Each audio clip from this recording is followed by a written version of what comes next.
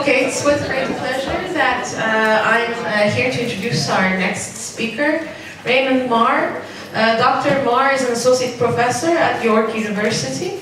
He got his PhD from University of Toronto, and he's interested in narratives, in the processing of narratives, and personality factors that might be associated with narratives, how narratives might be related to sociocognitive understanding, and all of these topics are of interest to many of us. So it's with pleasure that I'm introducing our next speaker.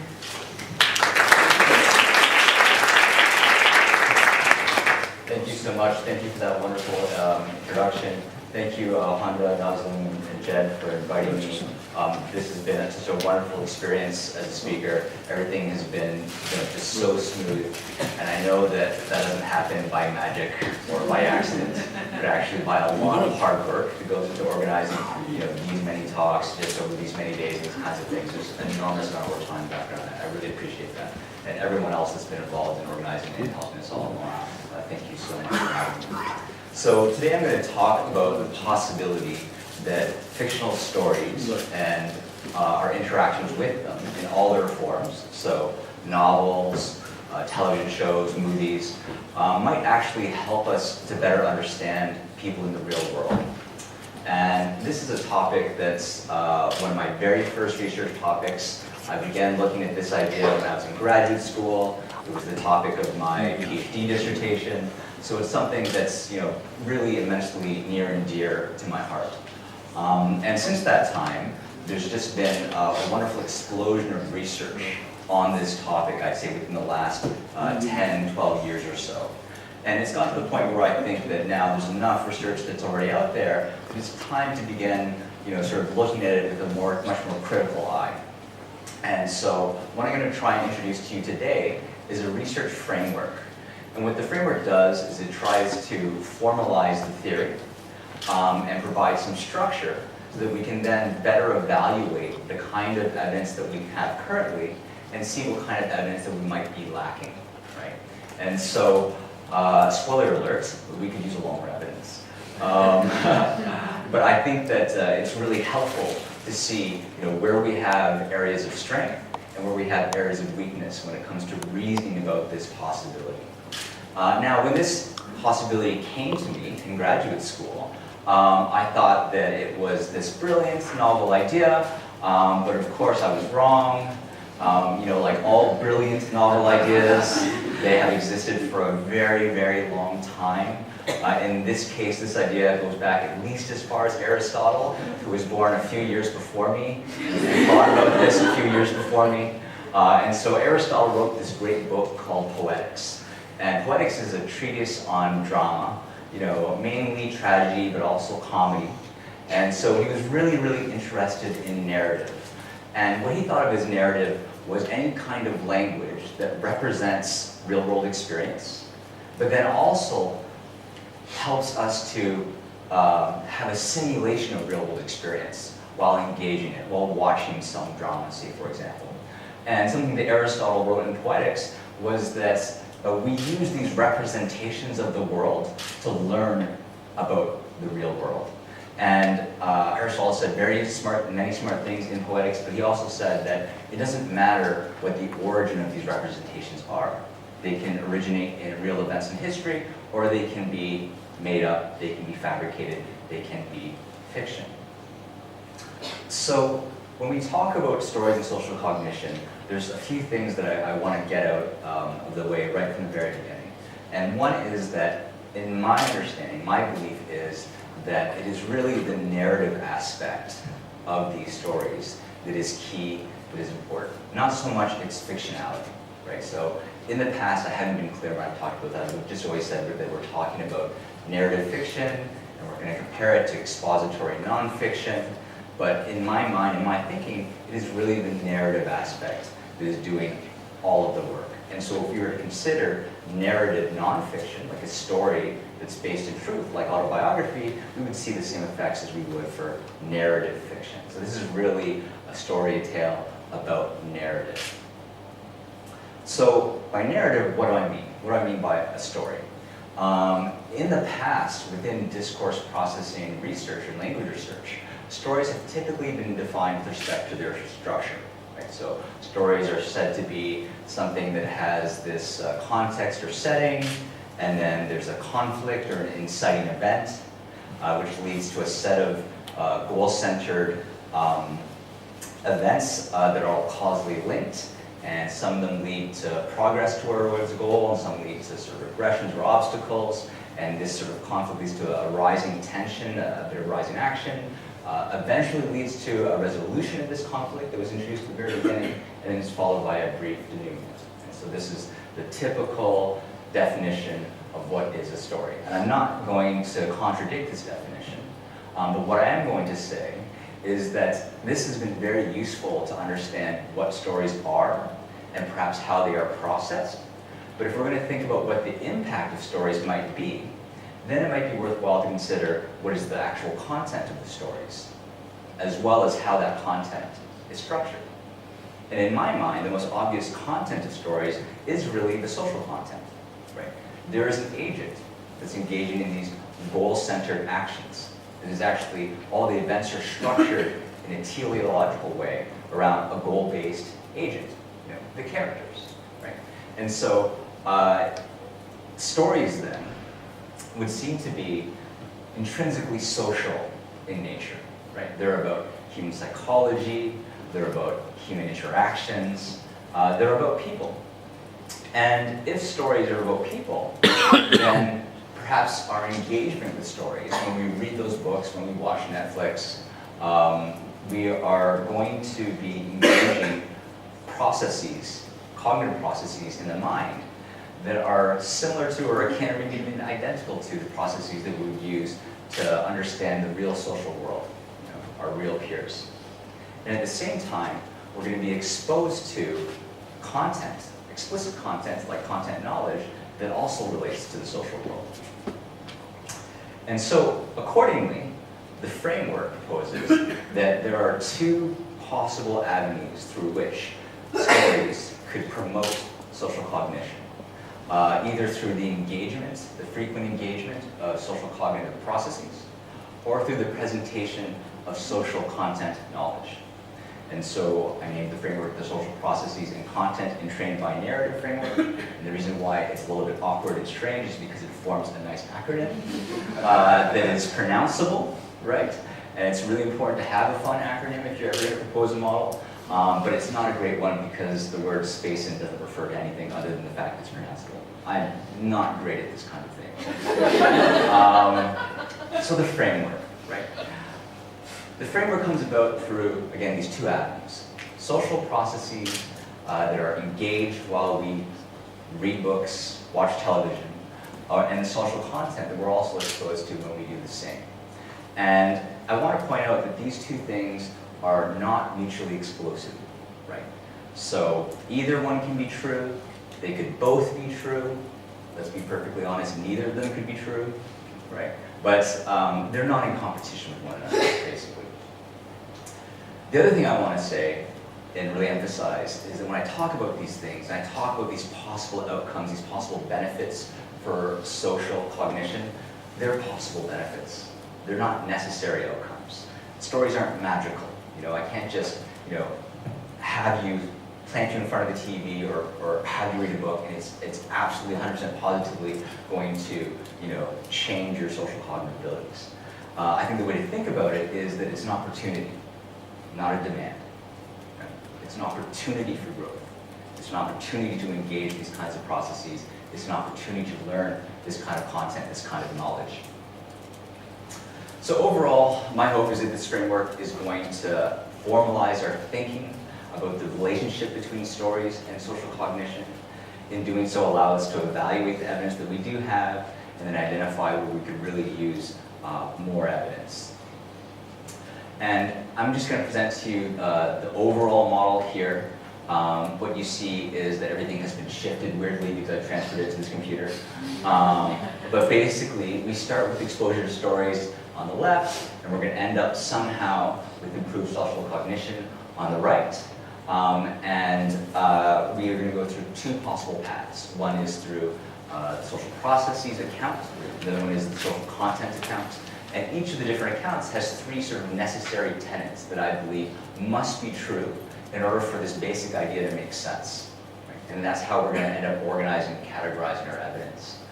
And so the social processes account has these three tenets, the social content account has these three tenets, and then there's a number of limitations as well as possible moderators. But today, I'm only going to talk about the social processes account. And so what I'm going to do is I'm going to talk about each of these three tenets in detail, as well as the possible outcomes, and then I'm going to provide an example of using this framework to evaluate our current evidence with respect to one particular social process, and that process being mentalizing or theory of mind. So I'm not going to talk about social content at all. Okay. So, I should actually just mention that this model, this framework, was published recently. It's available if anyone wants to read it. If anyone's interested in social content account, I can either tell you about it in person or you can read the paper that will explain it in much better detail. Okay, so the social processes account.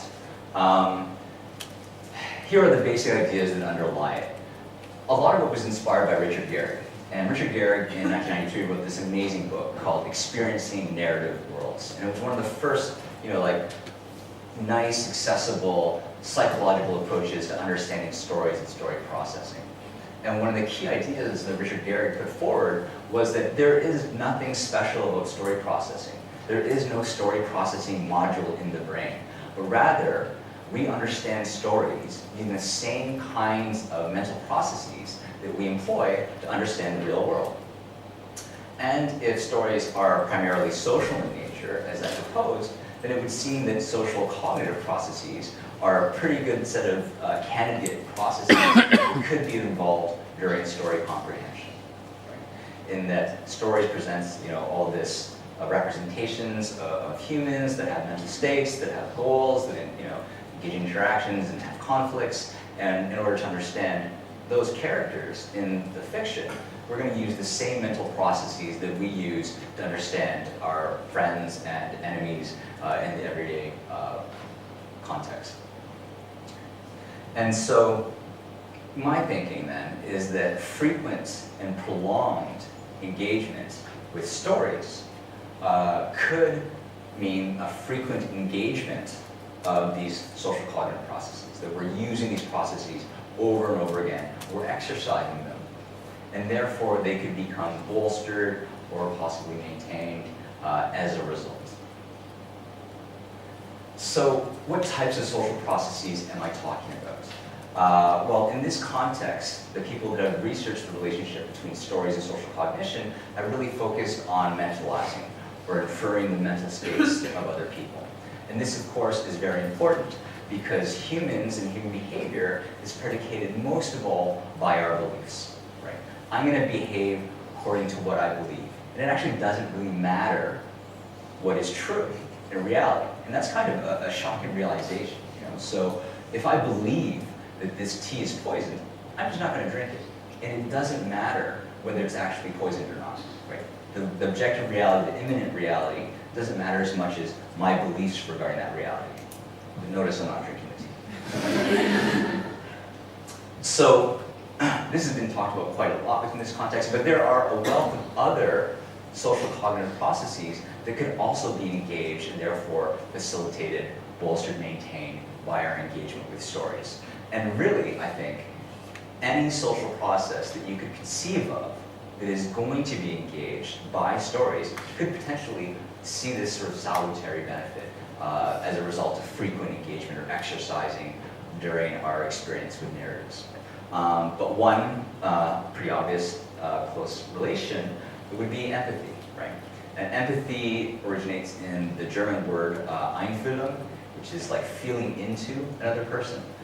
So in other words, if there's someone on stage and they're giving a talk and they're like totally bombing it, and they're really nervous and they're sweating, and what you might feel is also feel nervous, right? You also feel what that person is feeling, right? And empathy is closely related to sympathy, which is like feeling for someone else as opposed to feeling into them. So in that same parallel example where you have a speaker that's obviously very nervous, instead of feeling nervous yourself, which would be the empathic response, if you have a sympathetic response, you would just feel bad for that person, right? You would just kind of feel really sorry that they're going through this tough experience. And so these are separable but related. And I would say that in the context of this research on stories, like 80%, the gross majority of work has to do with mentalizing. There's a little bit, maybe like 18% that has to do with empathy, and then a tiny bit, like 2%, that has to do with sympathy. And no other sort of social cognitive process has really been talked about in this context. But again, there are a wealth of other processes that we can imagine would also be improved by frequent exercising during our engagement with stories. One could be memory, right? And I think memory is often overlooked as an important social process or as an important aid for our social interactions. And I know this because I have a terrible memory. And it turns out that if you have a terrible memory, if you're pretty much a goldfish, and then you don't remember people's names and faces, they get a little upset. Right? So it's really important to have memory because it actually does facilitate so much of our social interactions. One thing that we could use our social memory for is just tracking all of the peers that we have in our context and their motivations, right? Their goals, right? So if you have a colleague that is always looking to take other people down, then you don't want to go around confiding in them, right? It's good to remember those motivations. It's good to remember those goals, right? It's good to remember the relationships between different people, right? So if two people hate each other, right? Maybe you shouldn't put them on the same supervisory committee together, right? Maybe you should invite them to the same party, right? And so memory serves a very valuable function for us when it comes to having sort of smooth interactions with all of our peers. Social memory can also be thought of with respect to social semantic knowledge. So the processes that we use in order to encode and manipulate like propositional knowledge about people, about human psychology, right? So like an understanding that sometimes when people are frustrated, they can take it out on other people. Right? That's a really useful piece of semantic knowledge about the social realm. And the processes that we use to then acquire, manipulate, update, maintain might also be engaged while we interact with stories. And there's been some recent work on social working memory, which is pretty fascinating. But basically, the way that we could then bring the social semantic memory online and then manipulate it and interact it in a current context. Another form of cognitive process that could potentially be employed when we engage with stories has to do with schemas. And we can think of schemas as just structured networks of knowledge. And we can build up these structured representations of all kinds of things in our social world, including other people. Right? So we can actually build up a model or a representation of the people that we know, the people that we know well. And so if you think of a close friend, a close peer that you've known for a long time, you can probably predict, based upon your model of them, how they will react in a wealth of different situations. How will they react in a party where they don't know anyone? Right? Are they going to enjoy it, or are they going to hate it? We also have these structured representations of not just individuals, but of situations. Right? We can have a script for how relationships are going to proceed, for how friendships are going to proceed.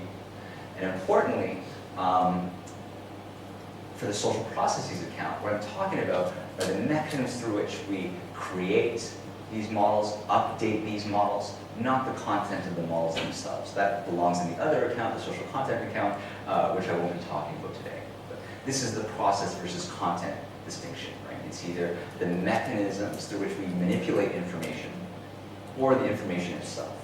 And in this case, I'm thinking these both might have some way of improving our real-world social cognitive abilities. Okay, so the social processes account specifies 3 things that I believe must be true in order for this whole story to make sense, right? as well as several possible outcomes then that we might expect if this account is true. And the social process account and its three tenets should be applied to each social process of interest individually. Right? And so if we're interested in mentalizing, it's important to examine the evidence for mentalizing using each of these three tenets.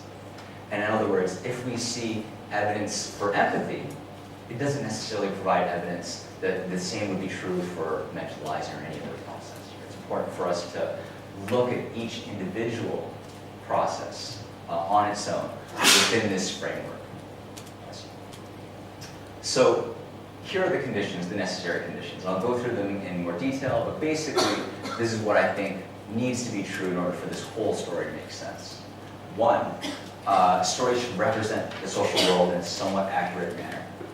Two, these stories must then elicit or invite social cognitive processes. And then three, these social cognitive processes that are elicited, they have to be amenable to improvement. They have to be able to get better through practice.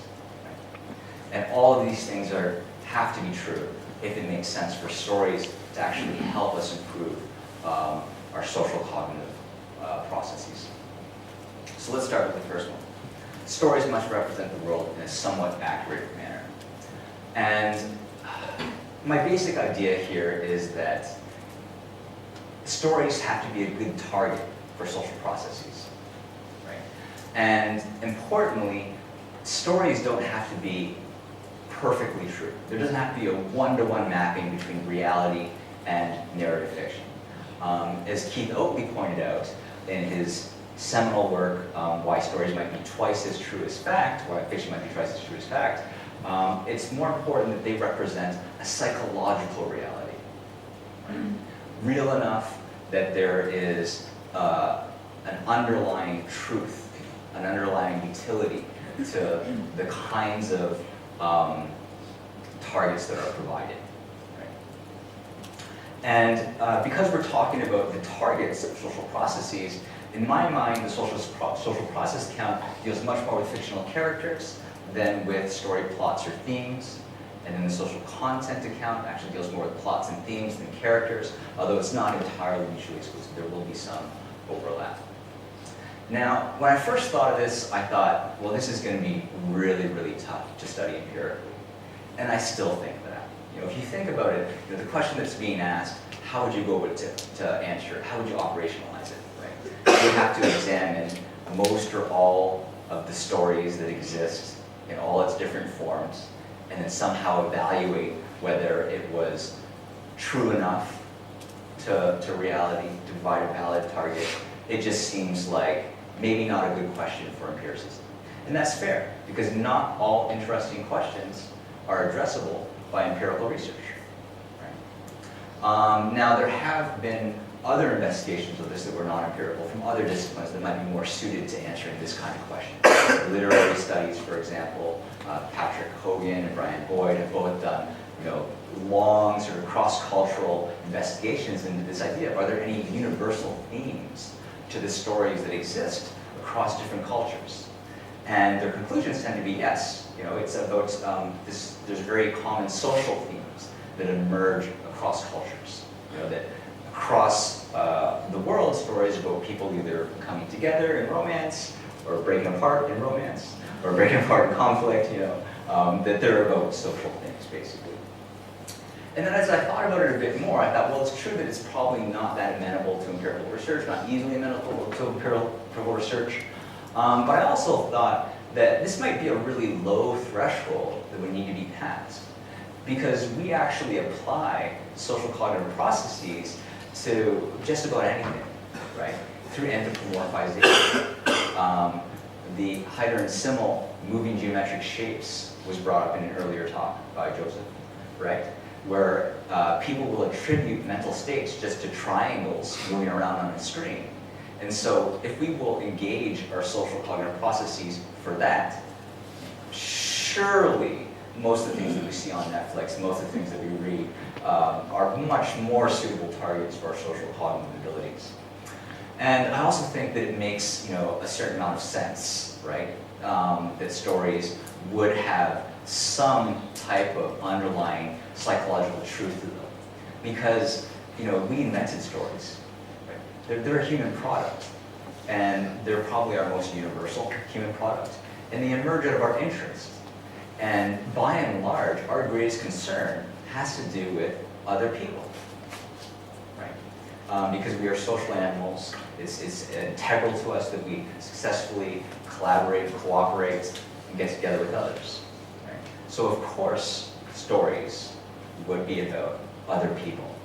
And moreover, culturally, stories that aren't accurate reflections of reality tend not to be received very well. So I know at least in English we have specific words for stories that aren't realistic, right? We call them cheesy. I don't know why we say cheesy, but we call them cheesy. We call them corny. They're largely derivated. I don't know what it is. I'd love to hear. So this is the first tenet. And for this tenet, I would say that it's the exclusion to the rule that I brought up in the beginning, in that it doesn't necessarily have to be examined individually for each different social cognitive process. It's probably going to be the same for all processes. We should just think, would this process tend to be, our stories a good target for this process? More important, I guess, do stories actually elicit or invite social cognitive processes? And there's a couple of different possibilities here. I'm using the phrase media consumers in this case because I didn't want to restrict myself to one modality. Right? I didn't want to say readers or viewers, and so that's why I'm going to call them media consumers. But one possibility is that these social cognitive processes are actually necessary in order to understand stories. We won't understand the story unless we're able to infer, for example, the mental states of the characters within them. That's one possibility. Another possibility is that it's not necessary to engage these processes. But if you do engage them, the story is going to be a lot more fun. Right? And you can think of it this way. I'm sure that we've all been in a theater where someone just doesn't understand what's happening, and they're like, I thought he was the good guy. I see. And they just, they're not getting it. But it's fine, because probably by the end of the story, by the end of the movie, they're going to know what happens. But maybe it would just be more enjoyable if you knew what was happening as it goes along. Right? Another third possibility is that maybe these social cognitive processes are spontaneously engaged. They just come online because there's a representation of a social agent either on the page or on screen. And so these processes are engaged, regardless of whether they're necessary for understanding, and regardless of whether we find it rewarding. So again, for any mentalizing or any sort of social cognitive process that we're interested in, we want to evaluate the evidence that it's going to be engaged by the story. And then lastly, the last tenet I think should be true is that in order for stories to actually improve our social cognition, these social cognitive abilities have to be improvable through practice. Right? That's something that we should have evidence for. And I think that this evidence is probably going to differ depending upon what the process is that we're talking about. Remember, there's a number of candidate processes, not just mentalizing, but also social memory processes, empathy, sympathy. Maybe some of them are going to be amenable to improving through practice and others will not. And I think it's also going to depend on the precise population. Right? So maybe we're going to see improvements, maybe it's going to be more malleable in children and less malleable, less improvable in adults. Right? Or individuals from special populations that have impoverished theory of mind or impoverished empathy. Maybe we'll see improvements for them, but not for others. Right? So it's really important for us to focus in on what is the process that we're talking about, as well as what's the population that we're talking about.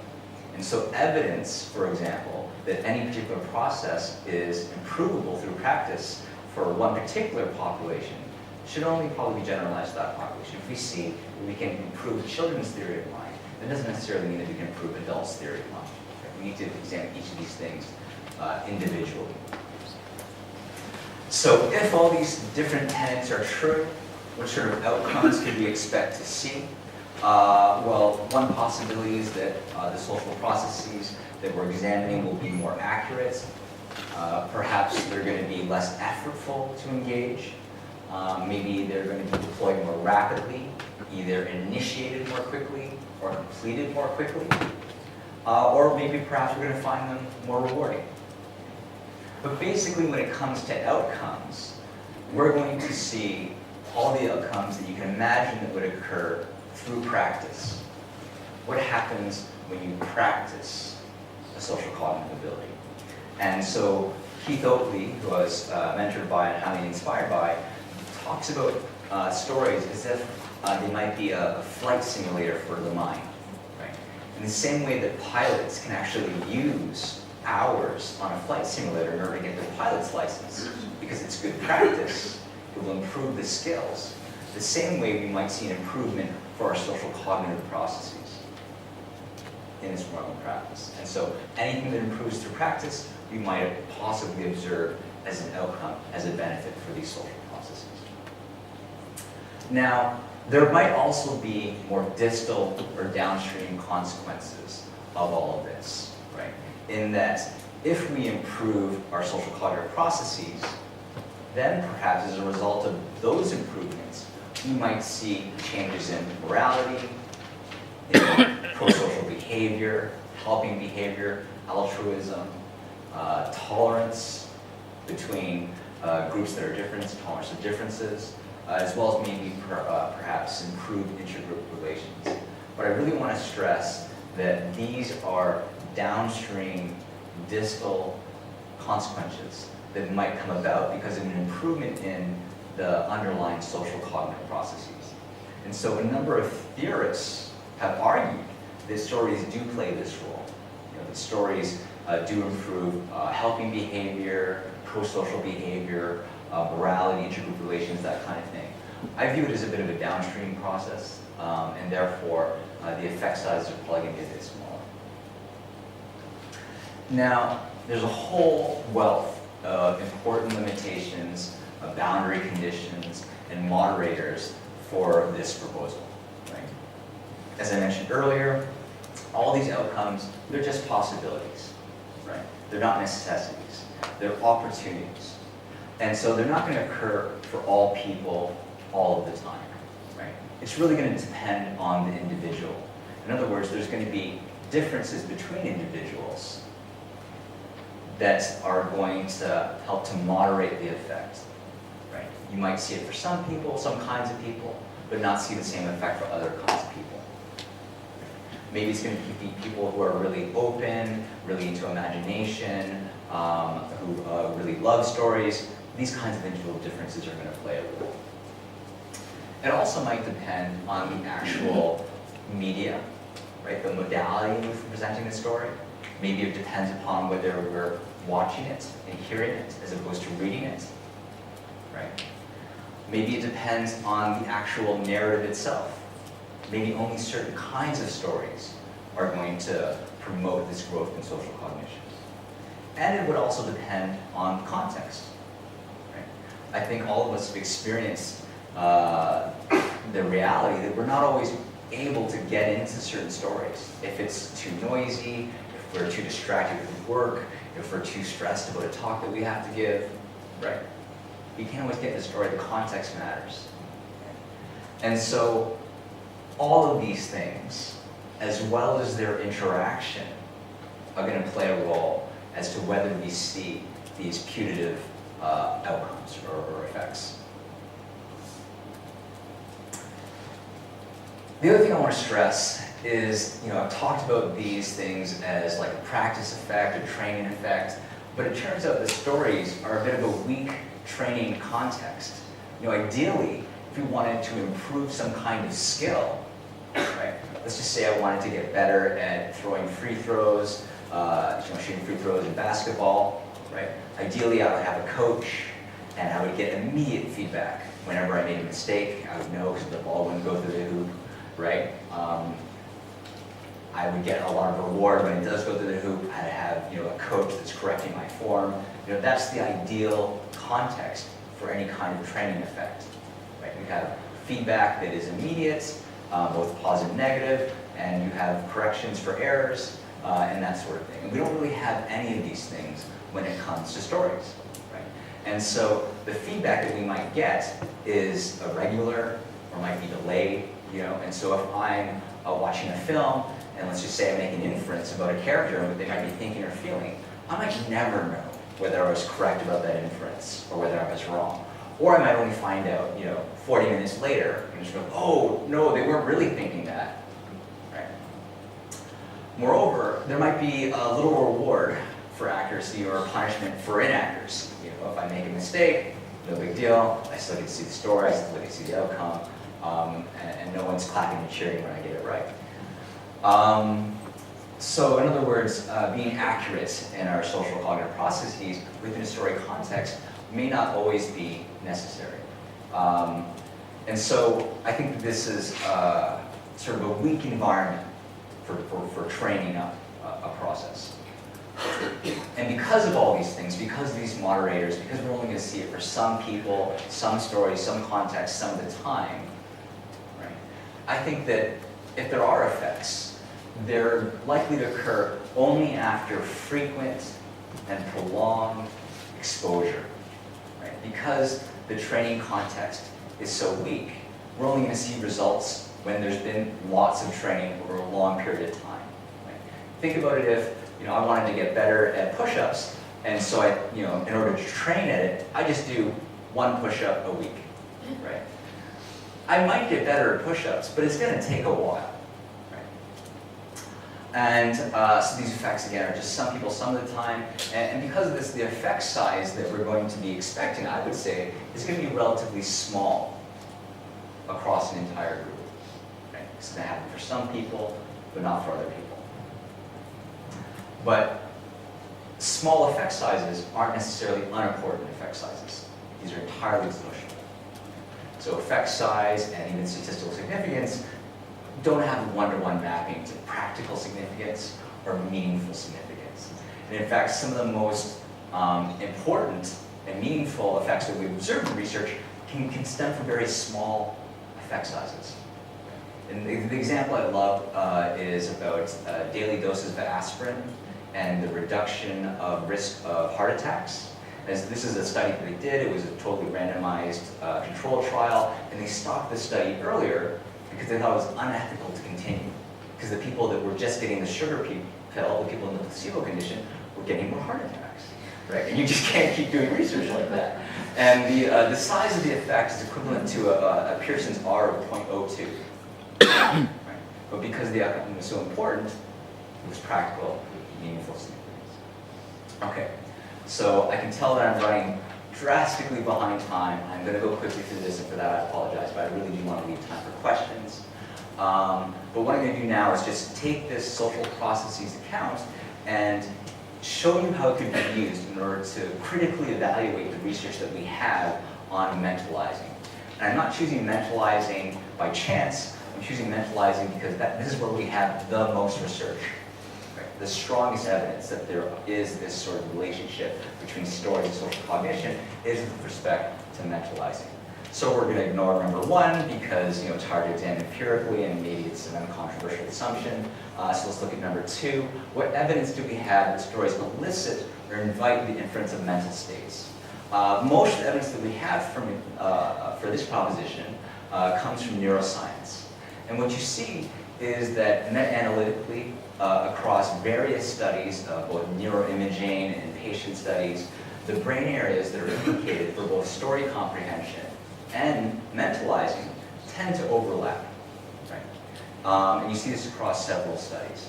And so the strength of this evidence is that it comes from a diversity of sources, not just neuroimaging research, but also patient research. And it also comes from various labs, because this is meta-analytic research. There's all these different labs doing different studies, and when you sort of aggregate the findings across those different studies, then you can observe this overlap in the parts of the brain that are implicated for both stories and social cognition. And naturally, this is covert measurement, so you don't have to worry about participant reactivity and that kind of thing. But there are, of course, weaknesses to this evidence. There's going to be strengths and weaknesses for all the different forms of evidence that we have. And some of the weaknesses of this evidence is that yes, we observe overlap, we also observe regions of non-overlap between the two processes. And moreover, there's a whole wealth of different ways that we can interpret this overlap, right? One way you can interpret this overlap is when people are understanding stories, they are also engaging, mentalizing their abilities, right? They're also engaging in theory of mind. That's one possibility, one way to interpret this overlap. There's another way to interpret this very same overlap, and that's that there could be some more basic, some more core underlying process that supports both theory of mind and supports story comprehension. Or this network could actually function differently depending upon what the current ongoing goal is, what the current context is. All of these studies as well, especially the neuroimaging studies and actually, yes, the patient studies as well, tend to suffer from low power, from small samples. And that's just a reality of doing this kind of work, right? It's very expensive to engage in neuroimaging. It's very difficult to recruit these populations. And so from future research, I think we should think critically about what the regions of non-overlap mean as well as what the regions of overlap mean. It'd be really cool to see more within subject studies, so having the same individual and having them engage in reading and having them engage in mentalizing tasks. And just as an example of that, there was this fantastic study by Diana Tamir and colleagues where they had the same participants in the scanner both engage in mentalizing tasks as well as engage in reading and reading passages of different sorts. And what they found is that when individuals were reading texts that had to do with mentalizing, had to do with mental states, there was an activation of the mentalizing content, but there was more activation of that mentalizing network for individuals that read more frequently. Right? So more frequent readers actually engaged that mentalizing network to a stronger extent when they were reading specific passages. And moreover, this brain activation acted as a partial mediator for their lifetime reading exposure and their current mentalizing ability. Okay, as I mentioned, the third tenet is that whatever process we're interested in, it has to be amenable to improvement through practice. So what evidence do we have for this with respect to mentalizing? Well, there's a whole wealth of different training studies where people have attempted to train or improve mentalizing abilities through various interventions. And it turns out that all these different interventions tend to focus on stories. They're story-based interventions. And you see it done with children from special populations as well as normally developing children, adults from special populations as well as normally developing adults. And I would say that there is a bit of mixed findings in this regard. The findings are especially mixed when it comes to the special populations, right? Individuals with autism spectrum disorder, you sometimes see improvement, sometimes don't. Not that surprising given how heterogeneous this population is, how mixed this population is. And there's sort of more focus on these populations than from normally developing children and adults. And when people look at normally developing children, they tend to pre-select for children who are already failing these tasks, failing mentalizing tasks, right? And they do see improvement there. So maybe the largest population, the normally developing population of children and adults, is understudied within this context. But the research that we do have, I would say, on the whole, seems promising. Right? There is evidence that mentalizing can be improved, can be trained for normally developing adults. So what's nice here is that they have looked at diverse populations and they're generally promising, but we could definitely use more research on normally developing children and adults. As well, it's not entirely clear that these results might last. We don't know how long lasting they are. Sometimes there's been follow-ups that are about 2-week follow-ups, right?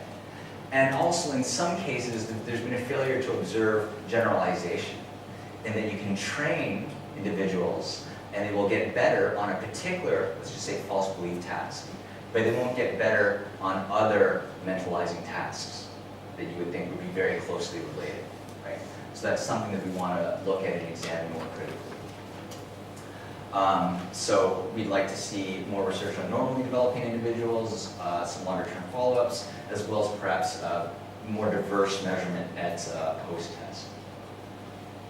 Okay, what about outcomes? it turns out that we have most evidence regarding outcomes. Right? We have some evidence with respect to the elicitation, or the second tenet. I'd say decent evidence about how malleable mentalizing is, but not so much with respect to normally developing individuals. We have the most evidence about outcomes. But although we have the most evidence that there might be some kind of outcome, it's a very narrow form of outcome. It's only with respect to accuracy, pretty much.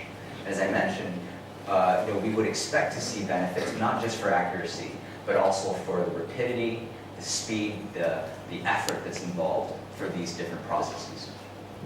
So when it comes to outcomes, there's basically two main approaches.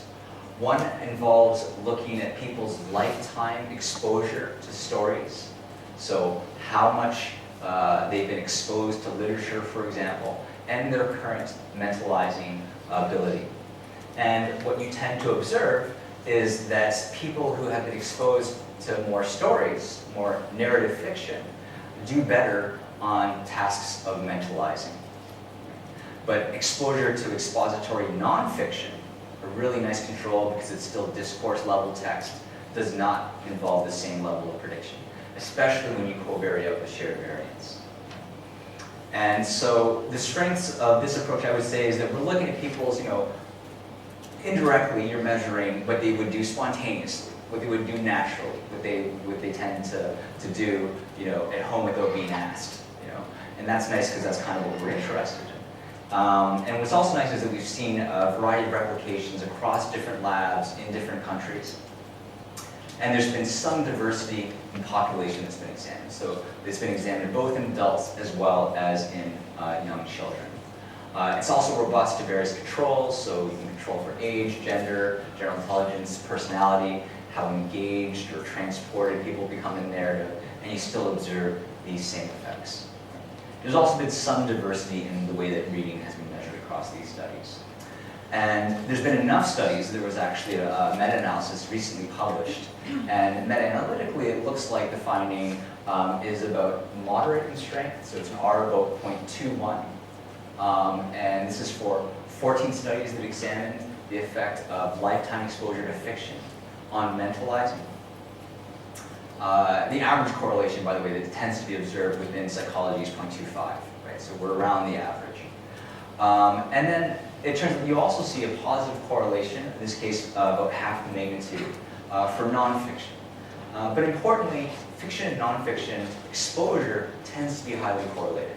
Right? So people who read both, and read both quite a bit. And so the correlation between people's exposure to fiction and nonfiction is about 0.6 to 0.8.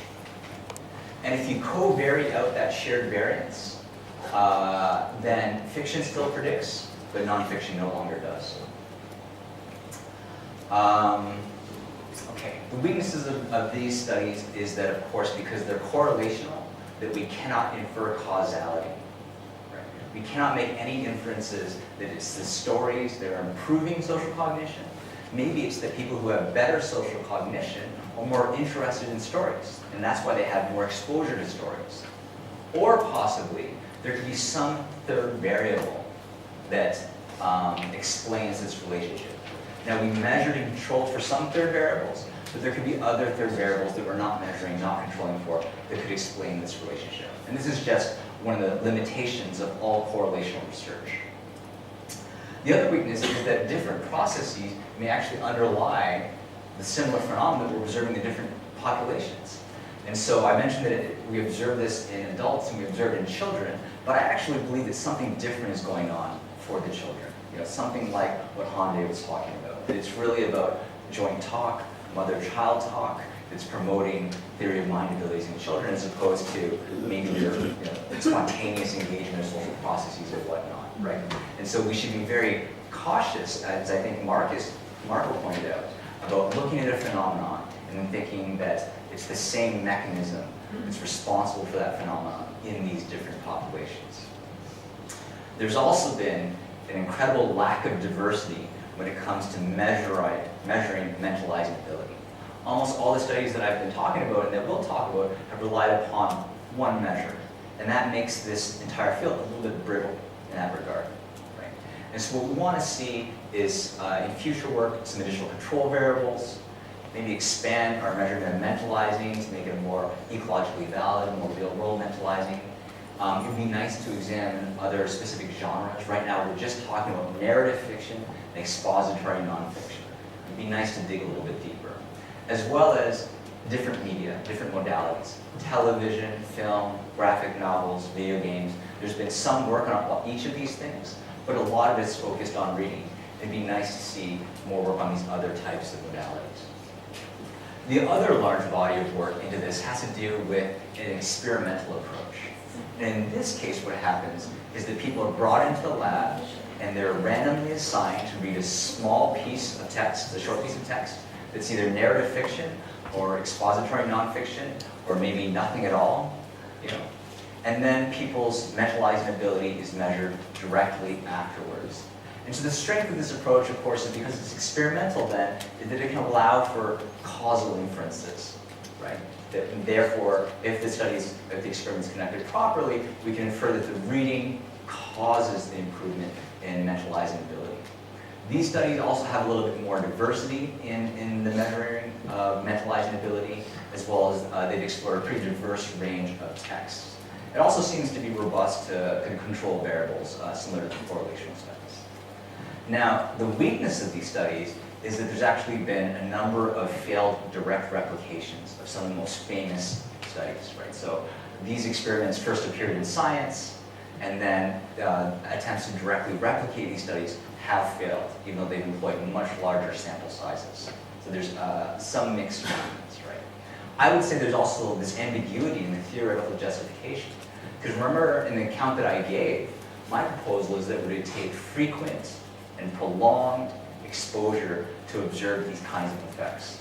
So I'm not sure how to interpret these experimental studies where people are randomly assigned to read one short story, maybe for 10 minutes, and then you observe this effect. You know, even if we were to trust these findings, and again, you know, a bunch of them have not been replicated, I think it might easily reflect an entirely different mechanism, an entirely different process. You know, because for me, this is like, if I want to know whether smoking causes cancer, bringing people into the lab, randomly assigning them to smoke one cigarette, and then examining them for cancer. Right? It just doesn't make sense. So maybe it represents something else. Mentalizing motivation, different mindsets, and it should be also pointed out, this is not naturalistic, right? Like, these are behaviors that people are engaging in anyhow. You know, maybe they would never read this story, never read at all, perhaps. You know, we really don't know. There's also the possibility of persistent reactivity, in that they could be, in some cases, reading stories that are specifically about becoming more altruistic, and then they behave more altruistic, right? And so they're just reacting to experimenter demand or expectations. So in the future, I think it'd be interesting to investigate a little bit more.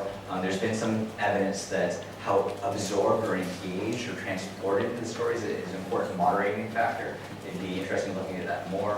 Also people's past experience with reading, and just increasing the ecological ability. Maybe perhaps having people choose the stories or bring in stories that they intend to read. There's been some really cool longitudinal designs, or actually one really cool longitudinal design, where people read an entire book over the course of a week, right? It'd be nice to see longer exposures like that. Right? Okay, so in summary, when it comes to the social processes account, it does appear that some of these necessary conditions that we're interested in are under-researched or difficult to research. You know, I mentioned the very first tenet about stories being a good target for our social cognitive abilities, but you know, maybe we anthropomorphize so readily that it's not that controversial to say if this goes on. But definitely the research on whether these social cognitive processes can even be shifted around, moved around. I don't think it's totally clear that it's true of normally developing individuals. Now there is some evidence that it's true. I would just like to see more evidence, I think. And of course, there's many processes that are rather neglected, right? We don't know that much about empathy or sympathy. We know nothing about whether memory, social memory, or person models or person schemas could also be similarly effective. Right? And when it comes to social processes, most of the possible outcomes are neglected, right? We look only at accuracy. We haven't looked at effort, speed, or reward, or many of the downstream consequences. Some of the studies that have looked at the downstream consequences, have looked at altruism and that sort of thing, are somewhat flawed. So, this is a really exciting area. I love this topic. There's so many sort of obvious questions that can be asked in this realm that haven't been asked, right? Doesn't matter how absorbed or engaged you are in the story. Doesn't matter what the genre is. People have looked a little bit at genre by looking at, say, popular fiction versus literary fiction. But what about something really narrow like paranormal romance? For some reason, my graduate student always says paranormal romance. Now I say paranormal romance when she talks about genre. What about other kinds of media? We've done a little bit of work on TV and film, and a little bit of work on video games, but I would love to see more work on things like graphic novels, audiobooks, podcasts. Right? So basically, there's so much promise, I think, in this field. There's so much that hasn't been done, and it's a really exciting and fun topic to work on. I hope that some of you, take this up. Thank you to all my collaborators, to my funding agency, and thank you, Obama.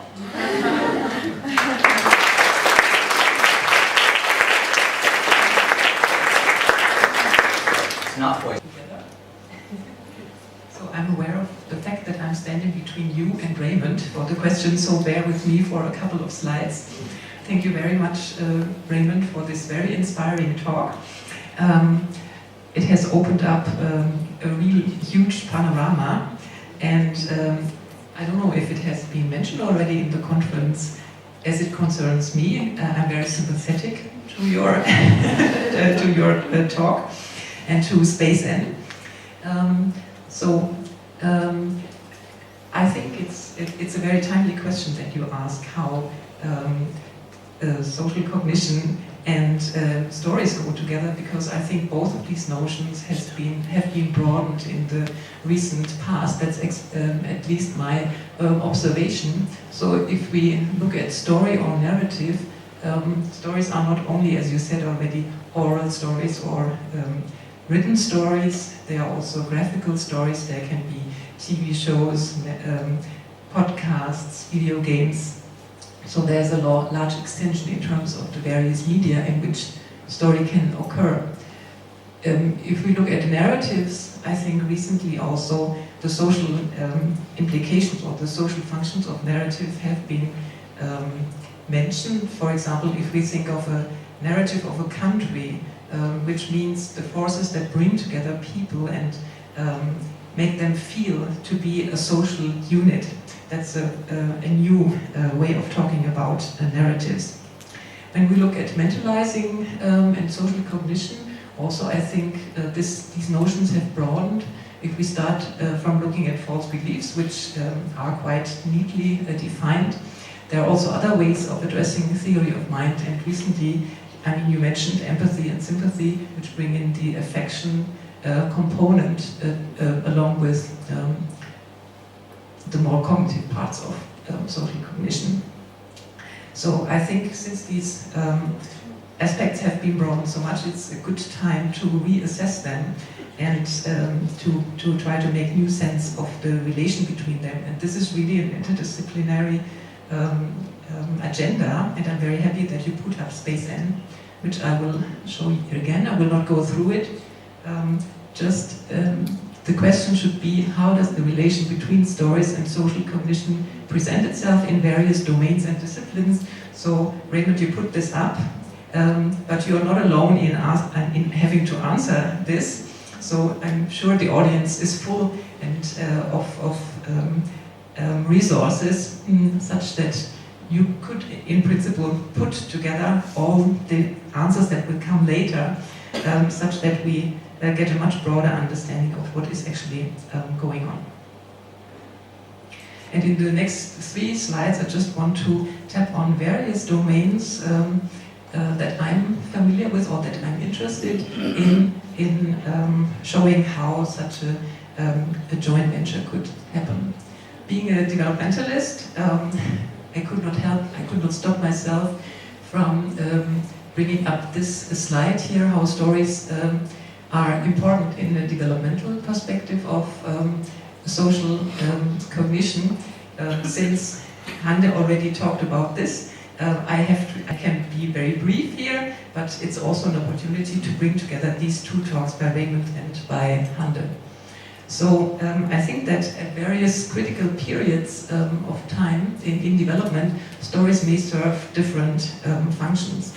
And it's important that these functions are actually tapped during development.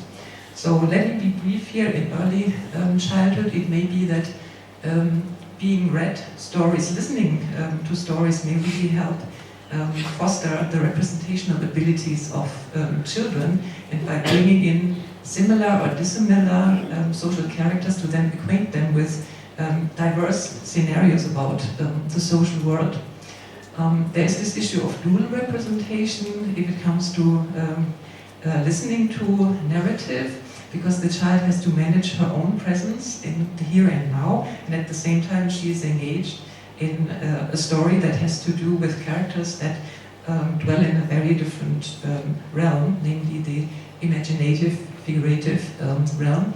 And I think it's very helpful for children to learn to switch between these states, or to manage these states, coming in and out of the stories. And I think what Hande told us about the in-frame and out-frame references of these perceptual words, cognitive words, this can be a training for them to shift between those realms. In middle childhood, when children start reading themselves, as is depicted here on the slide, they build up more of these abilities, and importantly, they can also stir these processes themselves much better, because they can take a picture book and they can read it, or they can be much more actively involved here. And since they will be able to engage with much more diverse scenarios, this will also help them in improving their abilities at hierarchical levels, not only theory of mind 1, but also a second order theory of mind. So there will be progress in this area as well. In adolescence, I think this is a very critical time also, because for stories, because adolescence is a time of real crisis. It can be a time of crisis where the young adults want to retreat from the real world and dwell in a realm where they can kind of explore their own personality and build up their own identity, and find out how to calibrate themselves, their interfaces with the real world, and then come back and assume their proper role in the society. One notion with which I was not so happy is the notion of a consumer. Raymond talked of the media consumer. However, I think we have to construe the consumer notion in a much more active way. I don't really think there is a consumer in a passive sense, but at least there should be a consumer producer, because as we receive a story, we are kind of creating it anew in our own mind. So it's not a passive process at all. And what I have tried to depict here is that there should be a whole line coming from the more, let's say, passive consumption to the consumer producer, or to the producer herself. We should also take into consideration what social abilities the producers of these narratives have. Okay? Not everybody is a producer, not everybody is an author, but we are mostly consumer producers. But it would be also important to know the social abilities that authors have, and they should be exquisite in order to instigate all these social processes in the consumer. That's why I need both arrows in both directions. Right, so the producer should also kind of anticipate what effects her narrative should have in the consumer. And lastly, I want to tap on phenomenal aspects of story processing. Raymond has also already talked about simulation. So while we are consuming a narrative, it might be that we are really simulating or imaging in a multi-modal way the story that is unfolding in front of us. So this has relations maybe to embodied cognition. As you can see here on the slide, all these figures are jumping out of the book, and they represent the embodied mechanisms of how we process actually stories. Also, it should be related to episodic cognition, because that's what stories are. They are not just semantic knowledge, but they are episodes that have traces in space and time, which is actually related to embodied cognition as well. And lastly, one should really want to know what does it feel like when we are consuming stories, when we are reading, or also when we are producing stories. So what are these phenomenal aspects of story processing? This is all I wanted to say. Thank you very much. And now we will actually proceed with Hande, who will take notes of the questions. And I would like to particularly invite students, also if we encourage students to ask questions, that would be very awesome. Thank you.